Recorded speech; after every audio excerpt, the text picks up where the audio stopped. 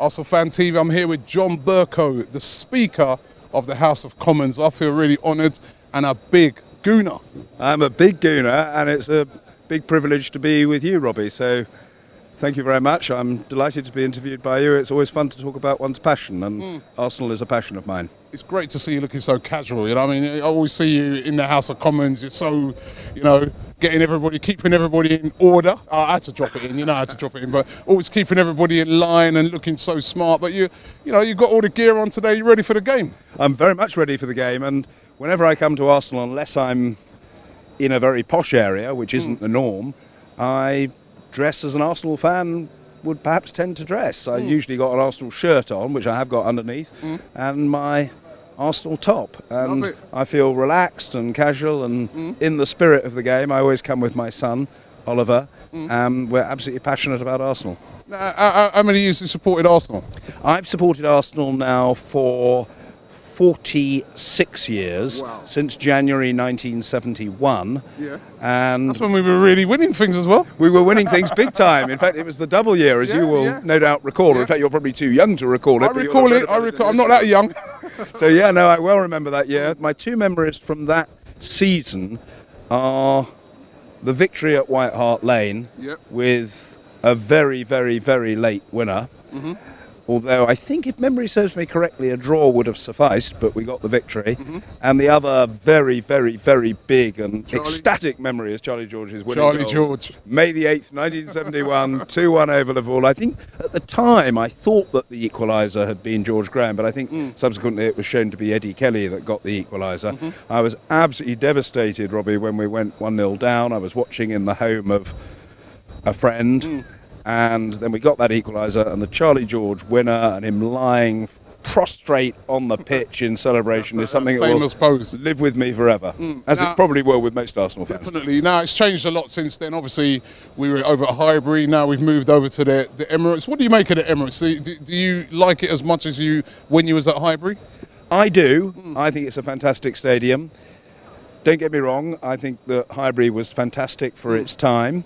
But things do move on, and we didn't move for the sake of moving. Arsenal moved for the sake of getting a better stadium, and I think that this is a better stadium. I completely understand why some traditionalists who were brought up on the folklore of historic Arsenal matches and have particular recollections of specific occasions at Highbury may rue the move from Highbury to here. I don't look at it like that. I look at it in terms of the fact that we've got a fantastic facility, the club is debt-free, it's a terrific achievement, we've got a huge capacity. It's not the biggest ground in the country, but it's one of the biggest, and I think it's a very impressive stadium. So I love coming here, and although I've been a fan, Robbie, for 45 years, I have been a season ticket holder only since 2012, so all of my experience of coming regularly is of coming here. Previously, I would come a few times a season, and I have shamefacedly to admit to you that for many years I didn't come, not because I was protesting, but because I was very much in the groove of being a local MP. And then one day my wife said to me, well, you say you're an Arsenal fan, but you don't go very often, honey.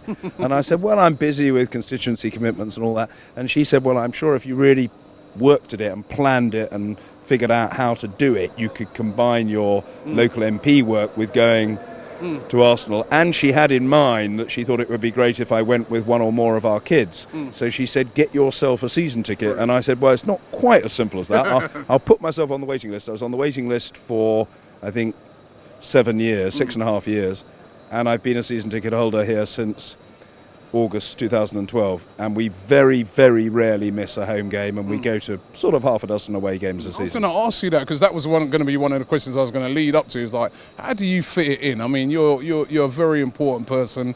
You must be a very, very busy person. I mean, how do you fit it in? But you've just kind of explained some of that. Well, I think you just have to decide that it's going to be a priority. And I think whatever you do for a living, whether you're in my business of politics or you're in show business or sport or finance or the entertainment industry or whatever, you have to say to yourself, I'm going to find time for me and for members of my family or for my friends, and I'm going to enjoy my passions. And I think if you don't enjoy your passions, if you don't enjoy your hobbies, if you don't enjoy spending time doing other things, then frankly you'll become very dull. And you probably won't even be as effective at the work you do, because everybody needs to switch off. And Robbie, my answer to you is that I resolved when I got the season ticket, this is a priority. I'm going to make sure I do my constituency work, but frankly, I'm going to get to Arsenal matches. And I'll tell you what I do during the week. If we've got an evening game, I front load my commitment. So I sit longer in the chair earlier in the day, and then at a certain point, and I know when that point is, I leave with my son to get here well in time for the Arsenal match. And I have two major sporting passions. One is football and the other is tennis. And I just find time to go to Arsenal and to go to watch tennis matches. And I think you've just got to do it. That's brilliant. Now, listen, it ain't been great this season over here. I mean, you know what it's been like. We've had protests and it's been a real up and down season, and the manager's been under quite a lot of pressure. How do you stand on the manager? Do you think that he's still doing a great... Well, we know he's having a rough season, but for you, is he... You still think he's, the man for the job? I'm an admirer of Wenger. I think he's put a huge amount into the club. It's been a very big commitment over 2 decades. He's worked his guts out. He's shown imagination and flair and passion and commitment and belief. And I think we've had a great deal of success. Am I happy at the moment? Of course. I'm unhappy that we've been playing poorly. We've had some disappointing results. We're clearly not going to win the Premier League. It's going to be a hell of a struggle now to finish in the top 4 and secure Champions League football next season. And of course I would rather it were otherwise. But I do think that there are 2 things I would say. First of all, I think people should be careful of what they wish for. In other words, when people say, oh, this is awful, we should make a change, it's all very well for people to thrash around and wave their arms or shout slogans or go on demos and say there needs to be a change. There's no point in change for the sake of change. You have to be clear that it is definitely going to be for the better. And I'm not hearing very clearly from people who are very critical that they've got a definite, better, superior, can do, it's available idea. That's the first point. And the second point is I think one should show some respect for someone who's made the commitment that Arsene Wenger has made. I think I can say, without fear of contradiction, because it's the fact, he is the most successful manager in the history of Arsenal Football Club. He is unstinted in his commitment, in the effort that he makes, in the attention to detail that he shows. Does he make mistakes?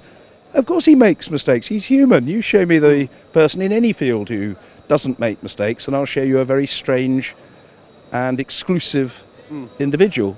Everybody makes mistakes. Of course Arsene doesn't get it right all the time, but I think what the team needs now, above all in the remainder of the season, is for the fans to get behind the team and indeed to get behind the manager. Let's make the best of it, try to secure the strongest possible finish in the Premier League, and let's not forget, when everybody's moaning and criticising, we are in the semi-final of the FA Cup. We've got a big match against Man City. You're right. And let's concentrate on trying to win that, and let's try to get to Wembley again for the final, and let's try to win the FA Cup. Now, at the end of the season, I'm sure everybody will take stock, and we'll see what happens. But am I part of the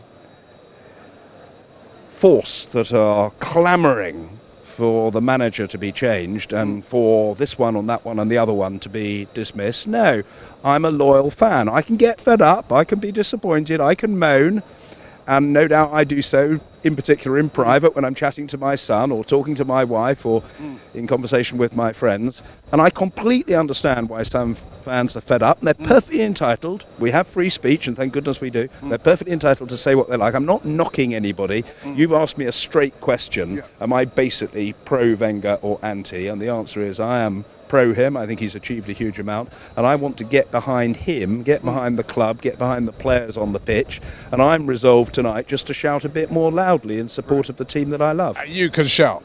You know what, right? I can shout. I'm sorry, I've got to ask you to give me an order. You've got to give us an order. Order! Behave yourself, Robbie. You are at Arsenal Football Club. Show some courtesy, show some civility, show some respect for the manager, for the team, and let me tell you this, show some respect in particular for the finest player in the Arsenal team at present, Which is? Alexis Sanchez. Do you think he'll stay? I think it's going to be tough. People will always make him offers because he's a huge talent, and they might offer him more money, or they might say you're going to have a better chance of winning a big trophy with us, and it's up to him to make his own decision. I just hope that he will reflect on the fact that he's hugely popular with Arsenal fans. He's completely trusted and respected and has been given his head, his opportunity, his chance by Arsene Wenger. I don't recall a more popular player in a very long time. He always reminds me a bit of Liam Brady, who in the late 70s, beginning of the 80s was a similar talent. He's one of the most popular Arsenal players I can recall. If you're listing Arsenal greats and you're thinking of Thierry Henry and Dennis Bergkamp and Liam Brady and people like that, I think you'd have to include alongside Henry and Bergkamp and Brady, Alexis. And, you know, I hope that he might stay. I think there's a chance. I don't think it's all over bar the shouting. And he's got a little way to go on his contract. I hope that we can persuade him to stay. And I think the chances of him staying are greater if we get behind the team and the team does as well as possible. And can we still finish in the top four? We can. And is it possible for us to win the FA Cup? It is. And I think the chances of doing either or both of those things are that much better if the fans get behind the team. And that's what I intend to do, supported by my son. Listen, thank you very much. I feel a lot more as well upbeat before the game now after speaking to you. You've got me all optimistic again. It's brilliant. We should be optimistic. We've got plenty to admire in the team. I mean, the thing is, of course, you judge things by the standards of the team, and Arsenal fans quite properly have high expectations because, you know, we've consistently been a strong team over a long period. I mean, of course it's frustrating, Robbie, that we haven't won the Premier League for so long. But on the other hand, you know, we've qualified year after year after year after year under Arsene Wenger's management for the Champions League. We've got some star quality players, and the season's not over. And it's at this point, rather than wilting or the fans turning on the team, that the team needs to remain strong. And to be honest, the fans need to remain committed to, passionate about, cheering for the team that they love. And I very much hope that that's what the majority of fans will do. Of course, people who protest and make a lot of noise in criticism are perfectly entitled to do so, and they tend to get quite a lot of attention because the media are interested in that. That's interesting to the media. People like me sort of saying, I support the team, I admire the quality, I'm right behind them and I'm going to cheer more loudly, probably are not very interesting to the media. But, you know, you've asked me what I think, and what I think is what I've told you. Thank you very much.